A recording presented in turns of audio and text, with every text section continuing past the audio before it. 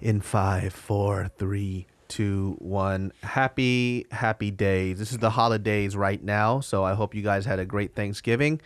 Hope I don't know when this is gonna come out, so maybe Christmas. Hope you guys had a great Christmas too. Merry Christmas. What did you do for Thanksgiving?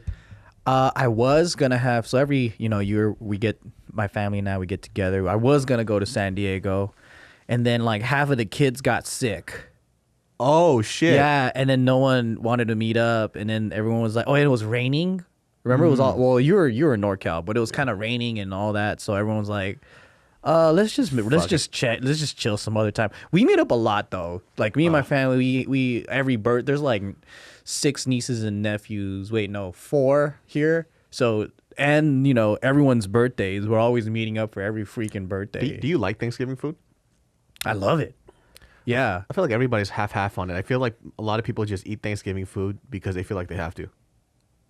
That's true. Because if you had an option of doing other foods besides Thanksgiving, like for me, I did all Korean food. Oh, really? Yeah, because my mom was like, "Are you gonna cook Thanksgiving food?" I was like, "No, let's just." Why would I want to cook it? Yeah, like fuck that. Let's just have Korean food. So we had like a whole spread of Korean food. Like we had Korean short ribs, we had like japchae, all this other stuff, and we demolished all that food. But Damn, that sounds good. with like American Thanksgiving food, I think once we have a couple of bites, we just kind of move on. Because all that Oh, food is- really? yeah. Oh, well, what I like is, okay, so like I don't ever like turkey from people. Yeah. I like it from a smokehouse. So if you get smoked turkey or if you get it delivered, that shit's good. Smoked ham, all that stuff, that shit's really good. Unless there's someone in the family that can like do it really well. In most cases, I never met anyone that can do it really well. There's a lot of people who cook turkey really bad. Like my cookie's pretty decent, but then I go through a whole process of like I like sous vide it for like like a whole day, and then I deep fry it at the end. So Oh, damn. it's like it tastes pretty good. But if I had a choice, would I rather have turkey or chicken? I take chicken all day. Yeah, same here. Yeah, same. It just tastes different. But smoked turkey, I love smoked turkey. So that, and then, the sides and the mac and cheese and all that, I think it's, I don't know. You see, my buddy used to do this back in the day where his parents used to own a Chinese restaurant. They used to take their turkey and they sold out on their turkeys every year is because they would do turkey Peking duck style. What? Yeah. What does that taste It like? tastes like the best like Chinese flavor smoked piece of ham, but in turkey form. Because I love Peking duck, man. Dude, they do it. Imagine that, but as a turkey, and the flesh turns more like ham-like than whatever the process is that how they cook it.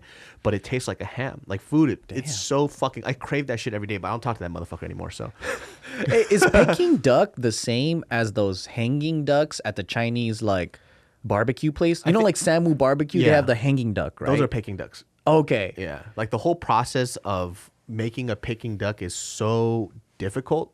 I think that's why most people just don't make it at home. Don't they have like a special oven for it and then they torch it and all that shit? They do all this crazy stuff. Like I seen this process where they'll take this. They'll first they have to separate the muscle and the fat from the skin. Yeah. Because they need that separation to crisp it up, right? Then there's this whole drying process, this aging process. They lacquer it up, they cook it, they dry it. They do this whole spiel. That's why how It's so good though. how many Chinese parents do we know that they've ever made Peking duck at home? I've never seen it at home. Yeah, Never. you're right. They always buy it out because the process is so damn annoying. Yeah. I've been finding out too, just from watching people cook, and this is interesting because I think a lot of people wonder how so many restaurants in LA open and close, and I think like LA food is very competitive, right?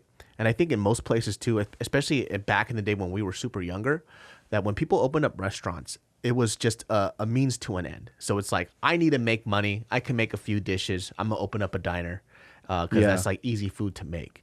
But in LA, you don't really have that. It's competition out here. Yeah. So if you want to open up a restaurant, that food needs to make a point and it needs to leave an impression on you. If not, you're really just not going to go there. Unless it's like some of those late night spots, which everybody just goes eat super late at night after the club or they're super drunk. Those things will survive. But just like with anything with cooking, and I always find this out during Thanksgiving, is that there's a lot of people who think they can cook, but a lot of people can't fucking cook. And it is a terrible, terrible fucking thing, man. What makes you say that? Like from potlucks, or you mean like Just from because I've had food from other people who do Thanksgiving food. Oh, yeah. And it's just like, fuck, man. Like, you can't fucking cook. But they gas themselves up so hard. And they invite us over. They're like, yo, man, I'm about to do this whole feast. I'm going to make this ham. I'm going to do this turkey, this mac and cheese, 4-cheese mac and cheese. And I go there. I'm like, yo, this food is trash. Like, the people are better at making food look good than making food taste good. Oh yeah, that's true. Why is that? Like, they don't know how to season right. And to me, seasoning's so simple. Yeah, you salt, bitch. Yeah, Like, fuck, man. Exactly. One of our friends, like, I'm not gonna put this motherfucker on blast, even though, oh god, I wish I really could, but I'm learning how to be a better person. But every time this motherfucker invites me over, right, and this person always gasses themselves up. They're like, yo, on Instagram, like, cooking up this meal, and you know, people like also tell her that, yo, like, I wish I could have some of that food. Yeah, It looks good. And I went over this person's house a couple of times because I wanted to see what the food tasted like. And I eat the food and they're gassing themselves up. They're like, yo, how good is that? That's just delicious. And I'm like, bitch, you did not use a tablespoon of salt in any of this shit. Why? It's like, oh, oxtail soup, all this other shit, like this fancy shit, Yeah. right? And I ate this food multiple times and it fucking sucks. So now, and you know, for me, I didn't tell them that I didn't like the food. So every time they cook something, they'll tag me and be like, yo, why don't you come over for? I'm like, fuck, I should have just never. And I have to go there and eat that shit. You still go? I still go. Like, I'll try to ignore it a majority of the time, but then if I, You're if so I, nice. it just but the bitch doesn't use salt. Like, I don't know why people don't use salt, dude. Like, fuck. Why is that? That's so weird. Because there is bland food, but then there's like tasteless food. There's a difference, right? Like, bland could be like, oh yeah, it's clean, I guess, or You know what that is too? Yeah. It's that same concept, and I always say this when it comes to food. I'm not saying like I'm this amazing chef, right? But I make decent food, right? Just because it's like this example. Just because you go to college doesn't mean you're a smart person. Oh, that's true. Just because you pick up a knife and a pot doesn't mean you're a great cook. That's true. Right? And it's the same fucking concept. Yeah. So that's why sometimes when I go to these restaurants and I eat the food, and you know, some of this stuff is preference and other times it's not, right? There's just certain stuff that the basics aren't fucking covered. And when I eat these people's food, it's just the basics aren't covered. They look at a recipe as if it's the Bible for how something should taste, and they don't have a discernible palate for food. I see. You know, so like when they make something, the recipe said two teaspoons. They don't even taste it. They go 2 teaspoons and they move on. Oh. So they're not really checking for seasoning. They I don't see. understand why things taste a certain way, why things turn out a certain way, and they don't question their food a lot. And so there's just no improvement. It's like anything that we do, we have to question it and see what happens after. Yeah. You know? It's a skill. Yeah. Yeah, that's okay. That makes sense. I just thought that they grew up eating shit at home, so they have very bad like a bar. Like they're like, I mean, taste is just like music, right? Like when you eat, you listen. It's just a sense. Yeah. So some people, you know, they grow up eating really garbage shit, and they have like different standards. Yeah. And I don't know, like for me, lately what I've been doing is I just been experimenting a lot on animal, like broth or like, Yeah. and then just trying to take in pure flavors. Like I have a fucking fish head just boiling at the house right now. What the fuck are you making? Were you making fish heads too? I'm making some broth. Yeah. Oh, like a seafood broth. Yeah. Yeah, because you know, I've been reading some shit about how collagen or fish oils and just all this shit is really good for you. Yeah. So the shit that we would make fun of Casey, like eating all that trash. Casey's different though, man. This motherfucker would eat the toe off of a duck. Like this guy, this motherfucker Casey looks at trash and he goes, "Damn!" Starts licking his fucking lips. This guy.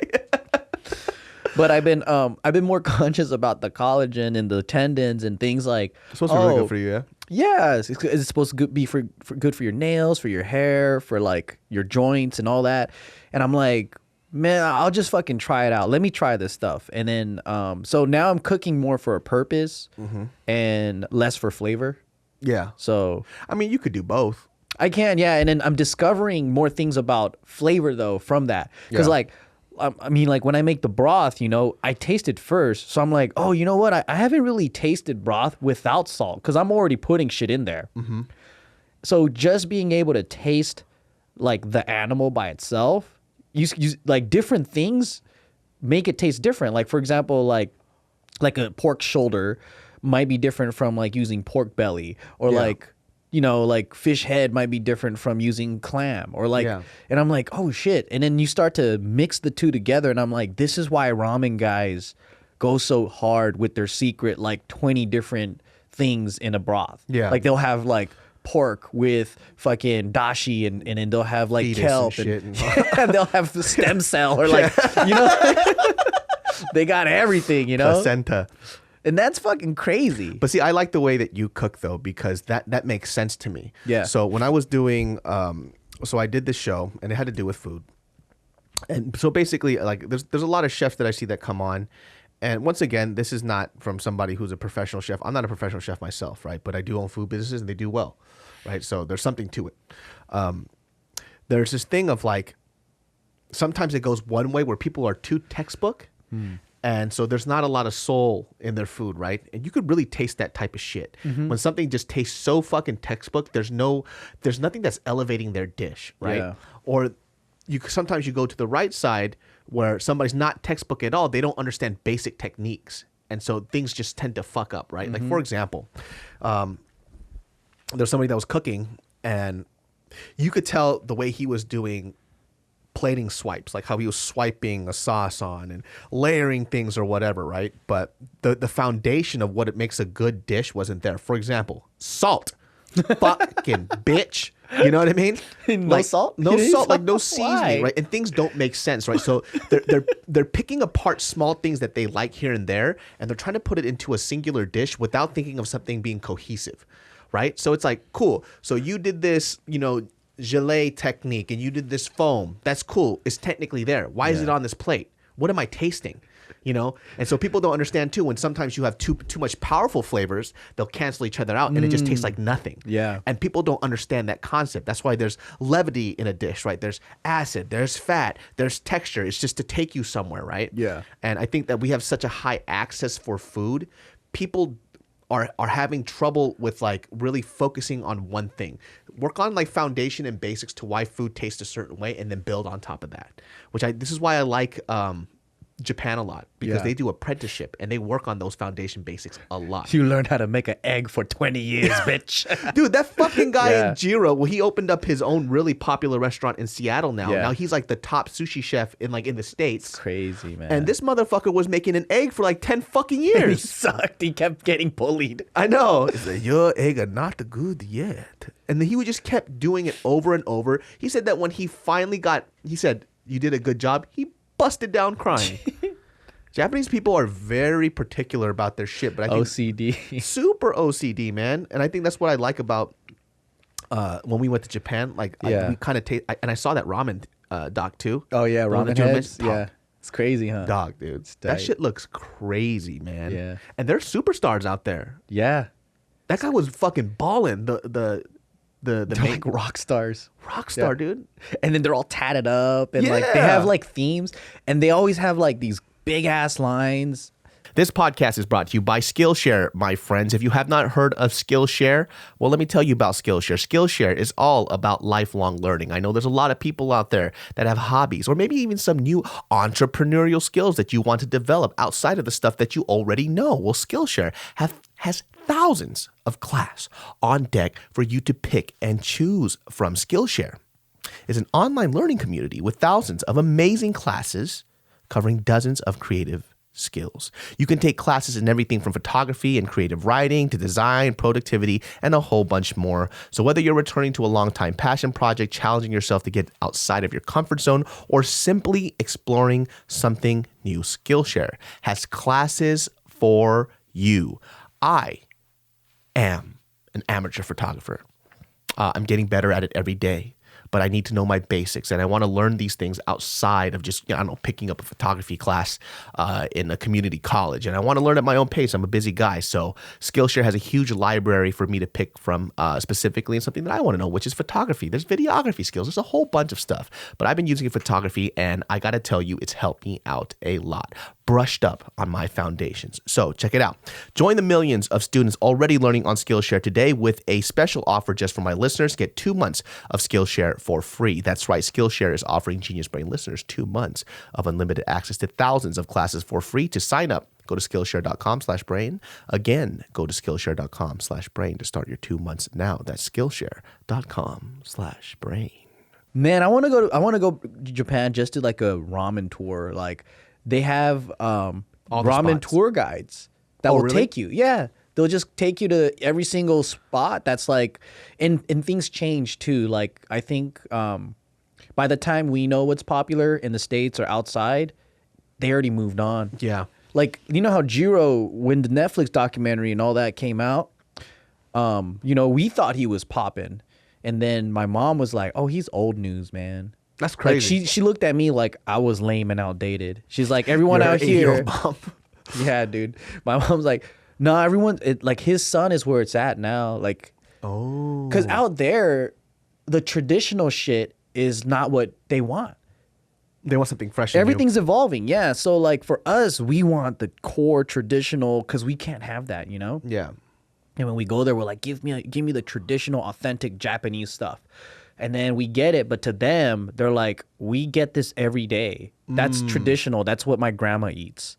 When I had when I was looking at them making ramen, the main guy that they were focusing on, that fool on his off day eats at least 3 bowls of Yeah, ramen. yeah. That's fucking crazy. All he eats is ramen. He doesn't eat anything else.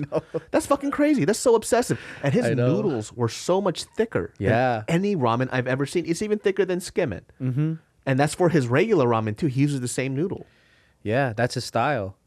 What's cool about ramen though is it's like very un-Japanese because Oh, it's Chinese, right? Originally. yeah, so it's very it's free. There's a lot of freedom there. So the food culture in Japan is like there's a lot of traditional dishes that they're very particular about preserving the culture and making it as like orthodox as possible. They have that concept, right? So in Japanese cooking, it's kind of like it's too I don't know, pretentious in a way where it's like it has to be this way, and if it's not that way, then it's not perfect. Yeah. But ramen is one of those things where it's not considered Japanese, so there is no traditional Japanese thing to it. So you could do whatever you want. Yeah. So you can use whatever broth, you can do anything really.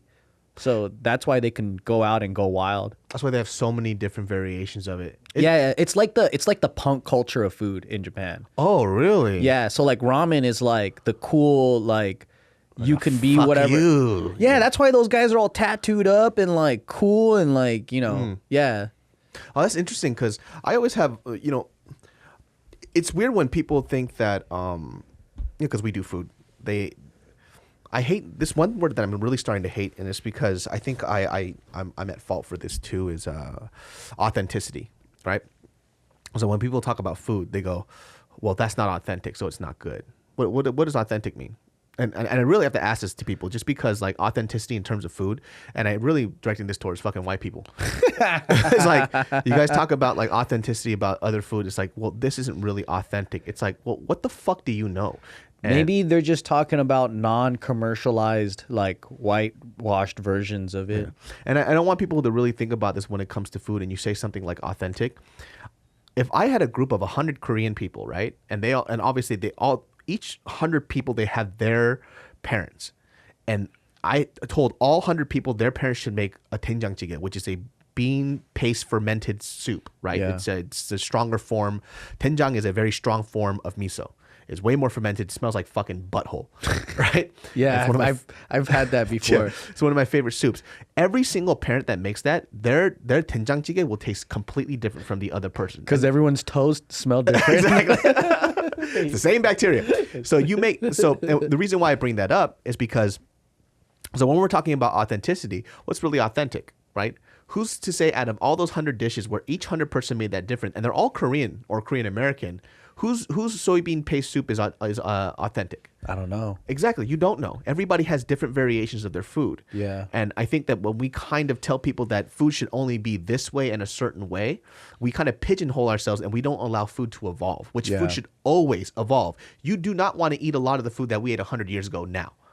Yeah, I mean, all the food in Japan has evolved. So like, Look at the baked goods in Japan. oh yeah, Oh.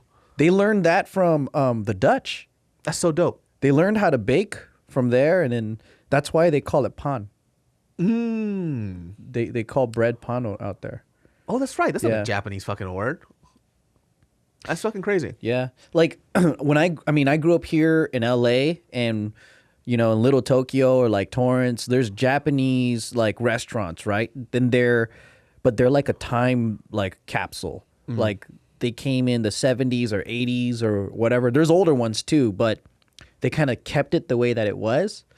So when I go to Japan, I'm like, oh my God, the food has evolved. It's so different. But if I go to like a small little town, it's similar to like how they have it here in Little Tokyo or whatever.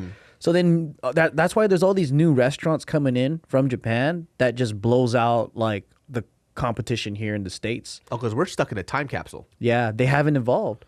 See, that kind of makes sense. And I like fusion food in the sense of like, I like fusion food when you don't know what the food really is, meaning that I don't like, like you take a burrito and you just throw something in it and it's considered fusion food. You know what I mean? Like there's like, let me put some cotton candy and a taco in it. Taco inside of a burrito. There's like I'll tell you this fucking nasty story after this.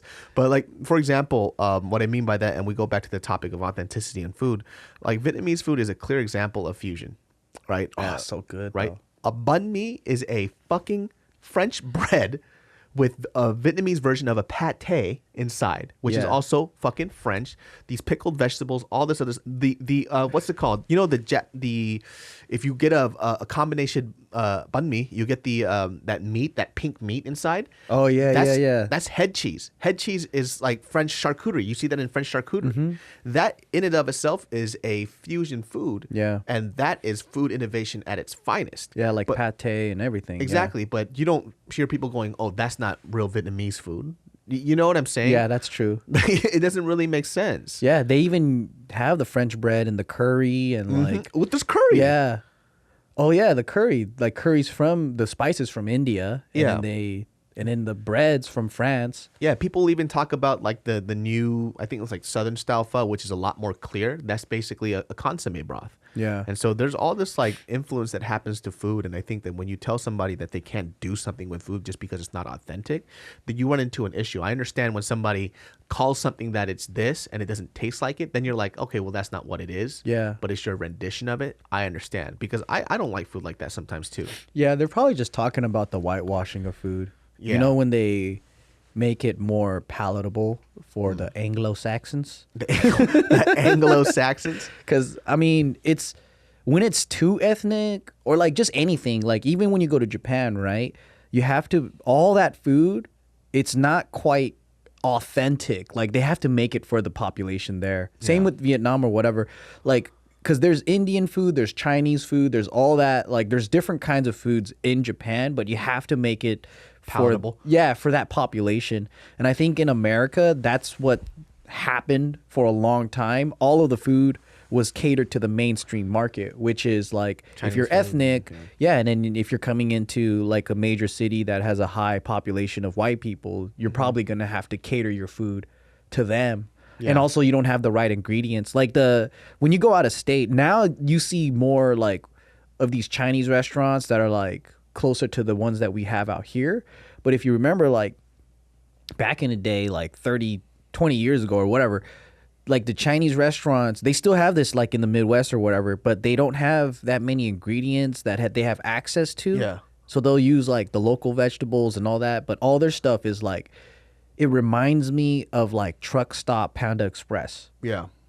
And I'm like, that's what people thought Chinese food was, but they're just trying to like make do with what they got. But is that inauthentic? I don't know. I feel like that's American. Yeah, that's American Chinese food. Yeah. You know, which has its place, because I fucking love American Chinese food, man. Me too. I love that shit, bro. Yeah, like I don't understand Asians that are like, that's not real. I wouldn't eat that shit. I'm like, I'll eat it all. Yeah. Like, what the fuck are you talking about, man? I Like, grew it's up on that delicious. shit too. Yeah. When they give you the fucking wonton crisps with the little sweet and sour sauce that you dip in. Hell yeah, dude. The fucking the cream cheese wonton, bro. Yeah. The fucking General Tso chicken. That shit ain't fucking real Chinese food or some shit. That shit's delicious. I fucking go down on the beef and broccoli. Yeah, man. That shit's hella good. I'm pretty sure. I'm 1000% sure that's not authentic Chinese food. Some people like they identify their identity with food too much to the point where like they find it offensive, and I'm like, man, if it tastes good, fuck it, dude. I'm hungry. Exactly. Yeah, maybe it's that whole whitewashing of certain things that people got really offended by, because I understand that to a certain extent. Yeah. It's like where like we have these foods that we were made fun of when we're younger, but then you just one white chef that tries to educate other people about a food that was already ours. It kind of takes it's our spirit from our food, like our culture, and you get to use it whenever you feel like it's okay to use it. I think that's where people get a little weirded out by it, right? It's like, wait, hold on a second, I used to get fucking clowned on for that food, and now that you have George Pickle McPherson comes up, and he's over here just telling people like, hey man, so this is how you're gonna cook chow mein, and this is how it's gonna be when it's authentic. Because that's the verbiage where it fucks them up. It's like, maybe you shouldn't have said the word authentic. Said this is how I learned how to make Chinese food from blah blah blah blah. And this is my version of it. Cool.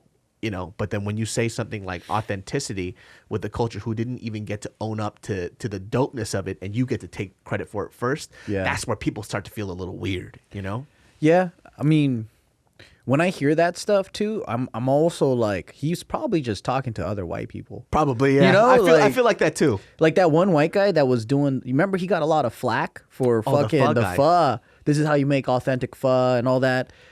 To me, what I saw was a guy introducing Vietnamese noodles to his culture. Not to me. To white people. He was talking to other white people that didn't know what this was. Yeah. So then but I also see why Vietnamese people were like, what the fuck, bro? Like that's not, you didn't even do it right or whatever, And then it's like, oh shit, like maybe you should have considered that the whole world's a part of this shit. But I don't know, man. This shit's kind of weird because that guy, Ivan Ramen. Oh yeah, he's fucking sick, right? Like I haven't tasted his stuff, but there's a man who dedicated. He speaks Japanese too, by the way. Yeah, he speaks Japanese. He opened a ramen. So Ivan Ramen's this Jewish guy from the East Coast who went to Japan, fell in love with the culture, and he loved ramen so much that he worked at a ramen shop, paid his dues as an apprentice, built his own ramen shop. Successful ramen shop too in Japan. In Japan, he was covered in the Japanese news and all that, and people started eating his ramen there. Then he decided to come to the States and build a shop. And I was kind of thinking about that, and I'm like, man, that's pretty interesting because here's a guy who paid dues and he's dedicated his life to ramen. And then I'm Japanese American and I haven't spent the time that he did. But if I open up a ramen shop, people will look at me and say that's authentic versus him because I'm Japanese, right? And I'm like, but is that really fair to that guy though? Because he's paid a lot of dues and he's actually lived in Japan longer than I have. Yeah. And he's studied under Japanese ramen guys. So who's going to be more authentic? I don't even know. Yeah, and when you say that too about the pho guy, I could really understand him. Maybe now that I look back at it too, and I agree with you. I did a whole video about it too where I parodied it. But I was like... It's so funny though. Yeah, I was like, I understand because it's just, he probably was speaking to other white people to make sure that they don't fuck it up. Yeah. So he was trying to do a service to Asian people, but it just came off wrong. It came off like he knew everything or like that's his shit. Yeah. Like I don't know. It's just, man, when it comes to culture, it's so sensitive. It is, man. You got to be careful, especially if you're white and shit, because it's not really that guy that fucked up. It's just all the people that's been fucking up. Yeah. Dude, there's a guy also too. He owns his joint called Pak Pak, and Pak Pak is his Thai place, right? This motherfucker goes to Thailand every fucking year. Yeah. And he speaks Thai. He's a white. First of all, dude, Thai is a very hard language in general. And for a white guy to learn Thai and shit, and he eats like all the weird, like real shit, coagulated pig blood with spice. Let's do it. That fool's like sucking a period out of a pig's pussy. Oh no! Like this fool's eating some crazy shit. And then you'll read some certain reviews like he's why is this guy trying to represent for Thai people? He's not making real authentic Thai food. It was like, well, he speaks Thai. He goes every fucking year, learns from chefs over there, pays due respect to the culture, make sure that it's authentic as he could make it or what his versions of it. Yeah. It's like, what more do you want for the guy? I think cooking is an art in and of itself. Yeah. And it's kind of weird for somebody to say to somebody else, like, you can't do this because you don't look like us. That sounds racist to me. That's racist too. Like coming from our side. Yeah. saying like, "Oh, you're Mexican, you can't be cooking Asian food, or you don't know authentic Asian food." And I'm all like, I know a lot of Mexican chefs at Chinese restaurants that could make some real. They could work the wok like a motherfucker, Like, you know. Dule lomo, gracias, motherfucker. Dude, I was in Sydney, Australia, and man, so it was like me, Darian, and Noah, and we did this seminar out there, and we had like probably one of the best Thai foods outside of Thailand. Like, it was so fucking good, right? And then we're like, man, who's the owner and all that? And then this white guy pops out. Good eye, mate. Literally, right? This white guy comes out, and we're like, yo, man, like, compliments. Like, this is probably the best shit I've ever had outside of like, this is super real shit. Yeah. And he's like, oh my God, thank you for saying that. I appreciate it. And he was saying like, you know, if it's always the Asians that tell me thanks. How good it is. And goes, and in white people, I get scolded by other white people. I don't know shit. He's like, he literally gets scolded by white people that this isn't authentic. Yeah, I don't know and he's shit. like, dude, the cook that's in the kitchen right now, that guy's on a work visa. Like, and he's like, so he basically has this work program that he rotates from Thailand. And so his wife is Thai too. So he goes out there, and then like every time they find like a dope like street vendor or something, they're like, oh my God, this is so freaking good, you know? And then they're like, do you want to come to America? And then they'll come in, Australia, and then they'll work at his restaurant and then teach his other Thai cooks that are residents there. Good trade, dude. Yeah, and then so every several months they get new cooks just coming in, teaching them different dishes. So it's as authentic or As it like, can get. yeah, because it's fresh, and it's like cooks that have like, they were just in Thailand like a month ago. Yeah, my mouth is watering. That shit sounds so good. So all the stuff, and he's constantly trying to evolve and figure out like new stuff. So he's very passionate. Him and his wife are both passionate as hell. They live there like half of the year because his wife's family's out there. Yeah. And so but the funny thing is, he was saying like white people would stop him and they think he's like a worker there. They don't think that he owns them, and then they'll say like, yeah, you know, this was terrible, this isn't authentic, and like people will complain to him, like they're like, I've been to Thailand and it's not. I would just like bring out all the this. chefs, and they'll just come out, Sawadee-ka, what's going on? You know? Like, that's so weird though. That's what I'm saying. People who are so loud about food, sometimes you guys just don't know shit. So shut the fuck up. Like, if you like, that's the thing too. If something visually, that's why I like David Chang, right? When he was doing the whole ugly delicious thing, it's like, yo, the shit tastes fucking good. Fuck your perception of what authenticity is. Yeah. Which is something I really vibe with. Does it taste good? Right? That's all that matters. Yeah. Does it taste good? And, you know, we could, like I said, we can go and talk about, you know, paying respect to cultures or whatever after that. But just initially what it is how I feel about film too, right? Before you go in and watch a film, before you go ahead and you dissect this film from top to bottom about the lighting, the cinematography, watch it. Did you like it? Yes or no? Start with that first. Yeah. And then you can go ahead and dissect it after, because you're not even giving something a chance. And that's what I just fucking hate sometimes. I also think people have expectations, or like, so like picky people, they have a specific thing that they want, right? Yeah. Or they expect something to happen. So even if something's actually good, because they're not open to it, they go, that's not good because that's not what I wanted. So I get it. Like, if you bite into a fucking mango, you're expecting a mango, not like a hamburger, right? So like, yeah. so they might be surprised, but at the same time, you got to be more open with food to enjoy food. Yeah. I had, like, for example, like, I've had Korean food my whole life the way that my mom made it, right? And if I just based it off the way my mom made it, and not thought about how something tastes, then I would hate everybody else's Korean food, right? But there are certain restaurants in K-Town that make certain foods better than my mom does. Huh. Hands down. Yeah. Because it's their specialty. Yeah. And I eat it, and I'm like, look at my mom. I do hear that a lot, though. People are like, oh, my mom can make it better. Yeah. Like, they always say that shit all day. I'm like, then fucking stay at home and eat all day. Like, what the fuck? What are you doing here? Yeah. That's how it is. Like my mom makes really great side dishes, and I think she makes better than other people because they don't season it as well. But there are certain things that I've eaten at restaurants that I would eat their food over my mom's, like, for a fact. Yeah. You know, because they're just better at it than my mom is, right? And even my mom knows. She goes, better than mine. You know, it's better than mine, and that's why she'll go out and eat that instead of her own shit. So being open to these ideas about food is very fucking important. Yeah, I can't really chill with picky eaters, man. Picky eaters are hard to enjoy life with because food is like a big way of bonding for me and experiencing life. Yeah. Like traveling, like if I travel, none of the people that I'm with can be a picky eater. Yeah. Or they can't like annoy the fuck out of me. Yeah.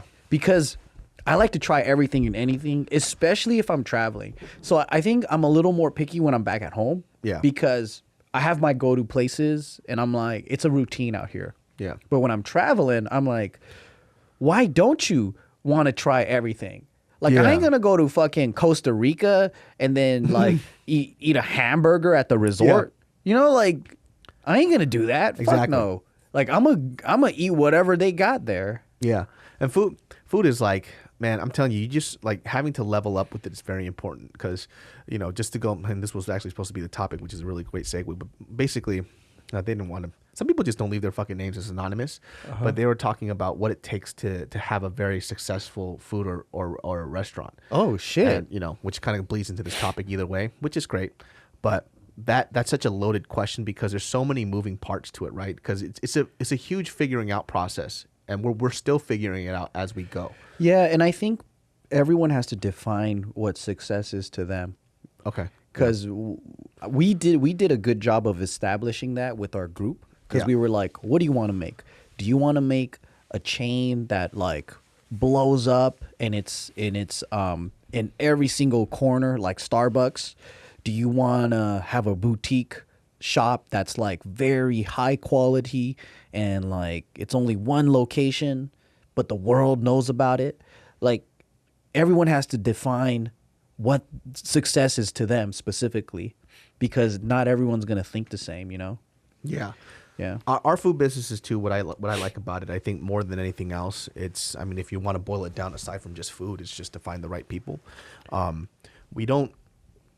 We take critique very seriously in the sense of what you say matters, but not serious enough where it hurts our feelings.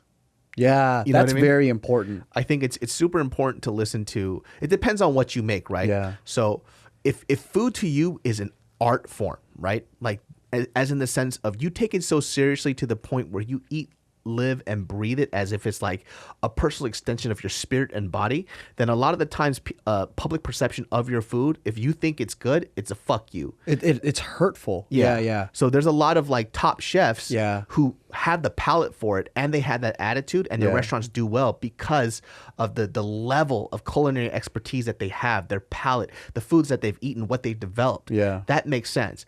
We are not that. We do not have that. And I know that about myself.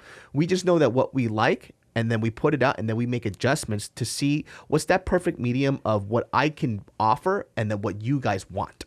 I call it folksy food. Yeah. It's just everyday food. Accessible food. It's not pretentious. It's not super, it's like good quality food to enjoy and have fun with. Yeah, because I like making statements with foods to a certain extent, right? Yeah. So when we, for example, with like we had this chicken wing spot called Wing Chicks, right?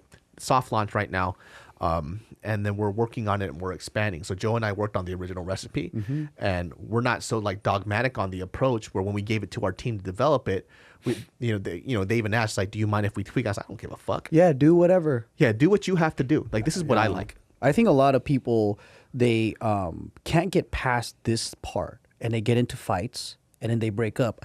I've seen so many businesses fail because of the egos and the emotions and then the stubbornness. And I think that's like probably one of the biggest things is like, can you make a dish and not get your feelings hurt when someone says, it kind of sucks? Yeah. Or not even it kind of sucks, like it's not for them, or it's too spicy, or it's this, or it's that.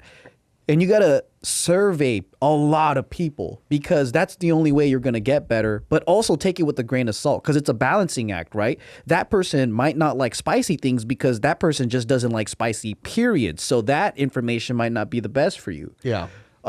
Someone else might like be like, I want it more salty, but this person is a smoker and a drinker and their fucking taste buds are shot, you know? So like you have to take into consideration each individual, and the more you listen, I think the better you get, instead of immediately trying to come up with the answer. Oh, the reason why there's salt is because of this. It's like you can't reason with people what they like or don't like. That's the thing, is people need to shut the fuck up, let them taste, and then just listen to what they got to say. And that's the truth with all business, right? Yeah. Like it could be anything. Like it could be like, hey, what do you think of my fucking camera that I designed? You know? And then they'll be like, well, I don't really like how this lens is like this. Most designers will say, oh, that's because, and they'll try to fucking defend it. Just shut the fuck up and listen and be like, okay, take the damn note and really make sure that that's what it is. If you're feeling something about it, then you're not ready to be in business. That's my opinion. Yeah, and if it's on the other end of like that's how you like it, then you also have to understand what that entails. It's like, cool, I like it this way, I'm gonna sell it, and if you're okay with losing out on customers who don't like it that way, but there's a fat amount that who do like it that way, that's true. Then stick with those people. Stick to what you know. Yeah. You know, for example, we also have a matcha business, right? We have 2 brick and mortars for it. We also have a floating business that goes to different venues and stuff like that. And we're continuing to expand that. For us too, as somebody who does matcha, we have to figure out for ourselves, number one, who is our target demographic?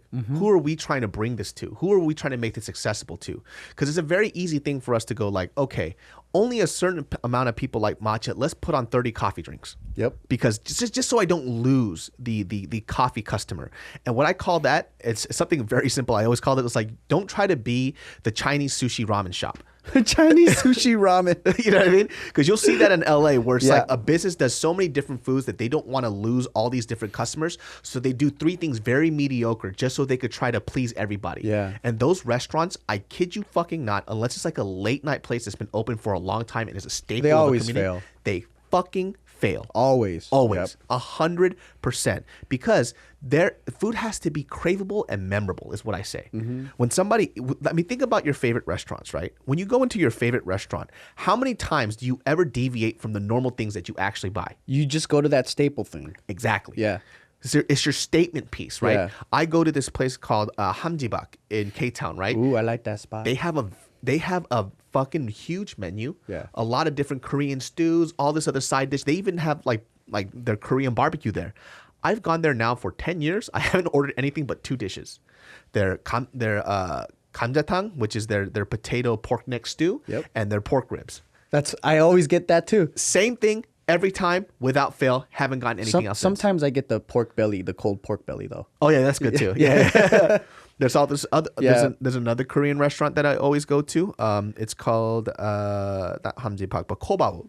Kobao does this thing called posam, which is a soy braised pork belly that you have different pickled vegetables with and wraps. And I order that, and their hemulpajan, which is a seafood pancake.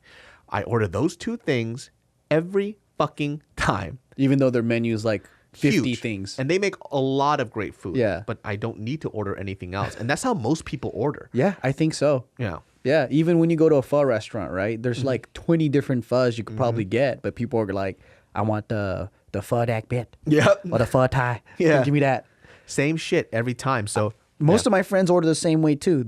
I don't know many people that would like order different things. Maybe like Josh. He would look at the menu and he'll go, that one. that's because that fool's like trying new pussy every time. That's what that shit is. That's basically what it is. He's like, oh, look at this pussy. It feels different. It's a little sandy.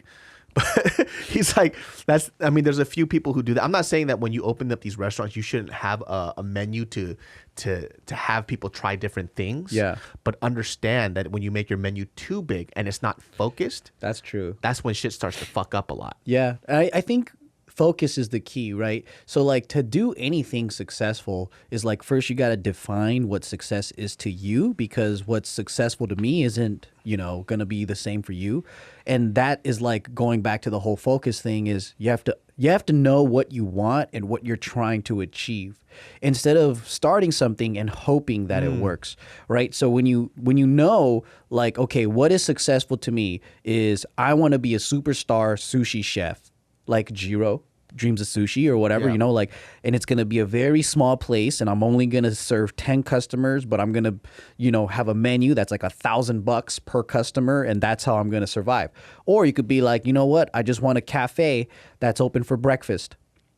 And so first you want to define that and be like, I want to, and what is your like epitome of success? Like, I want to be in every street corner in every major city all over the world. Or like, I want 3 locations. Or you just want one place, one little diner that you're open for lunch, and then you have all this extra time to do whatever the hell you want. So I would say define that first and foremost, because all of it is achievable. Yeah.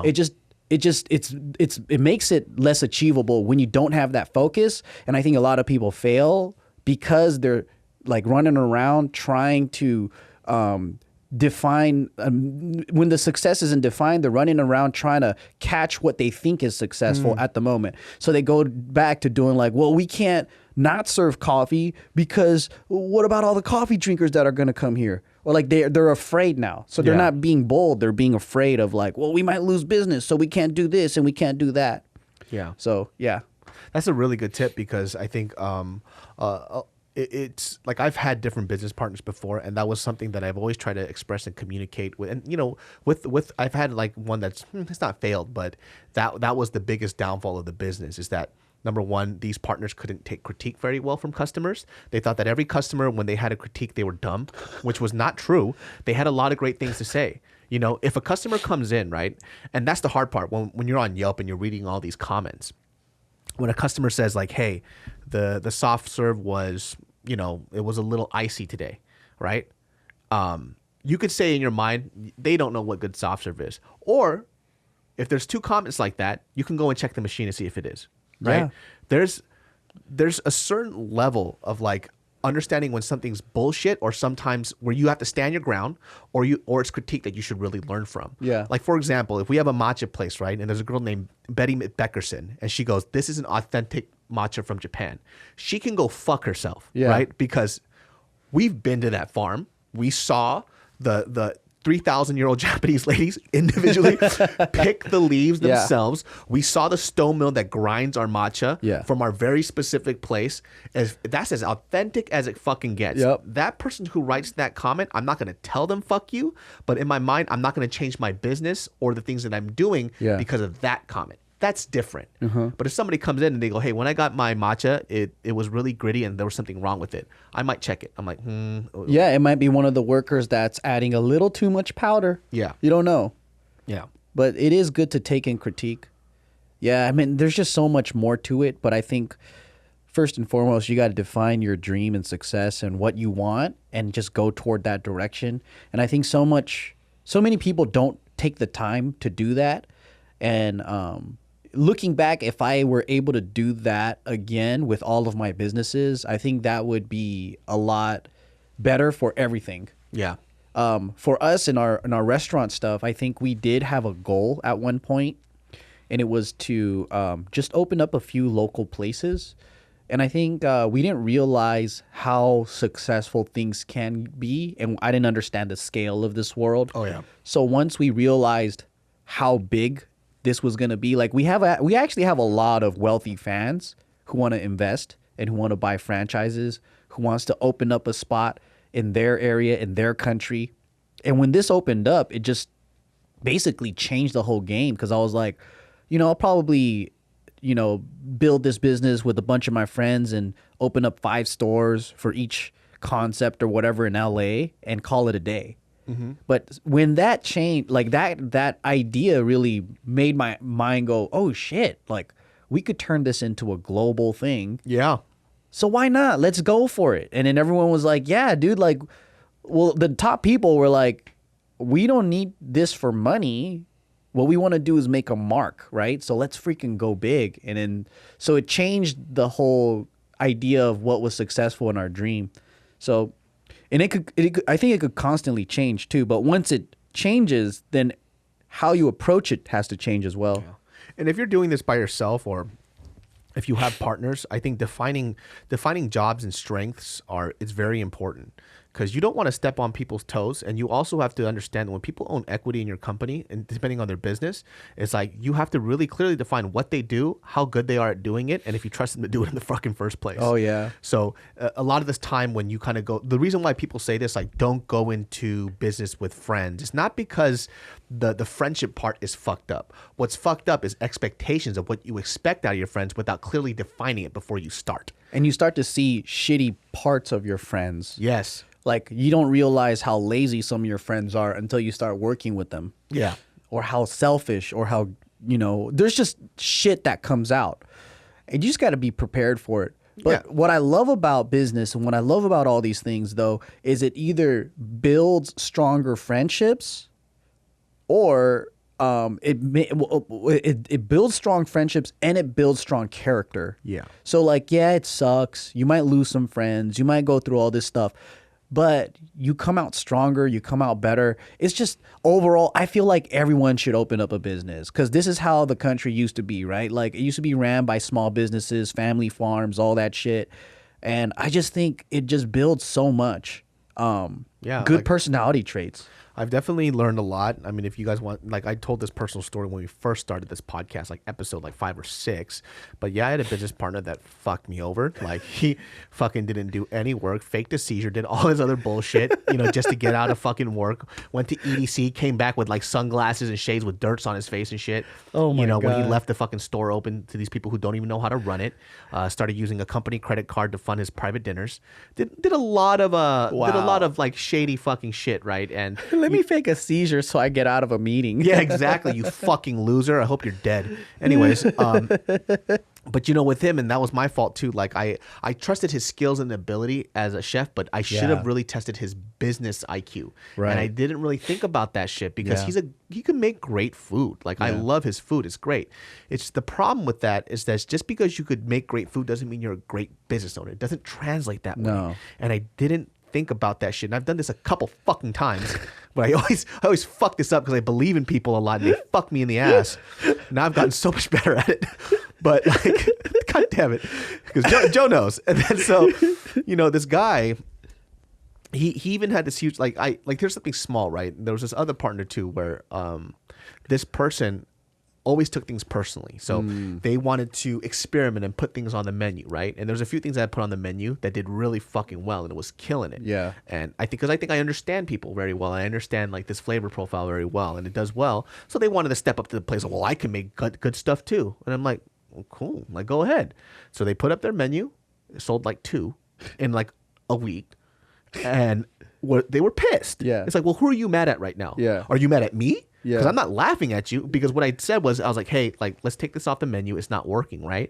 And they're like, well, I like it. I don't give a fuck if you like it. It's not selling. Yeah, it's not selling. We just wasted a shit ton of money. Fuck your item, dude. Oh my God. It's not a personal thing. Right. And when I was talking to them, I gave them an example. I was like, when I put a secret menu item on, right? Yeah. And I was a little pissed because when I asked it to be done, it wasn't done, and they put it on there 2 months later, past the season that it should have been out. Oh. And so they're like, well, it's not doing well. I was like, no shit. Like, you didn't do it when I asked you to do it, when we were promoting it. So it was promoted, but the item wasn't there. Exactly. People were showing up. Where's the secret item? They're like, it's not there. So it's not being sold. Exactly. And lo and behold, it's because that person didn't want to put it up because it wasn't his idea. Oh my God. And so he lagged on.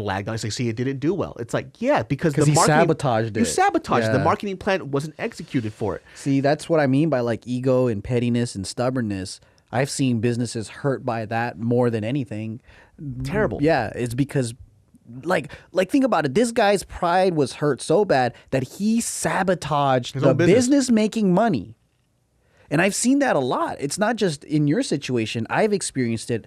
I think a lot of people out there, and that's what discourages a lot of people from going forward. But then what it ends up doing is like now you can see it from a mile away. If a motherfucker comes around and they have that kind of vibe about them, I think you'll be able to pick it out and go, oh, you remind me of this guy. I'm not going to fuck around with you. Yeah, it only took me 30 years, dude, and I finally got it down.